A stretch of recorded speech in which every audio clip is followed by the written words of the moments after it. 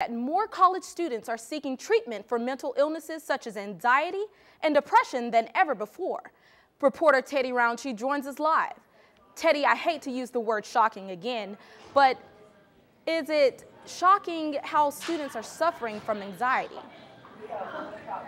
Well, Crystal, it's not that there are more students suffering from it so much as that there are more students seeking treatment for it. That's true nationally, but it's even more true right here at the University of Georgia. 200 more students a month are seeking help from the Counseling and Psychiatric Services Department at the UGA Health Center this year than they have in the past. The primary concern on our campus is anxiety. We have a lot of individuals that have anxiety disorders, and anxiety disorders are really challenging because they usually come along with depression.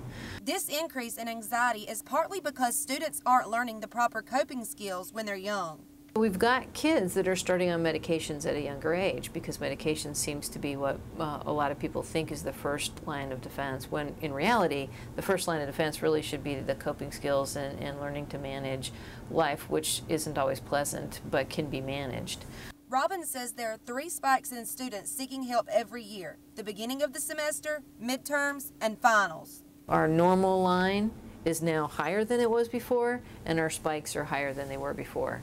One Athens psychiatrist says there are a number of possible reasons for this increase. First of all, there are better treatments available nowadays than there have been in the past. And secondly, I do think there's less of a stigma surrounding mental illness and the treatments for it in particular that are enabling people to seek out that care more readily. He says there are a few things students can do to reduce stress. Well, I think the best way is to be preemptive, meaning keep up with your studies throughout the year, don't procrastinate, making sure that you get plenty of sleep, watching your diet, be sure you're exercising regularly, getting regular physical activity. Students also need some kind of social interaction, especially during finals.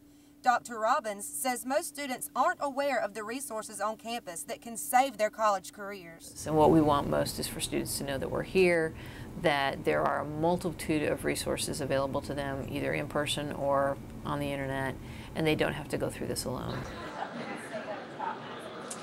The bad news, more and more students are being hospitalized because of anxiety and depression.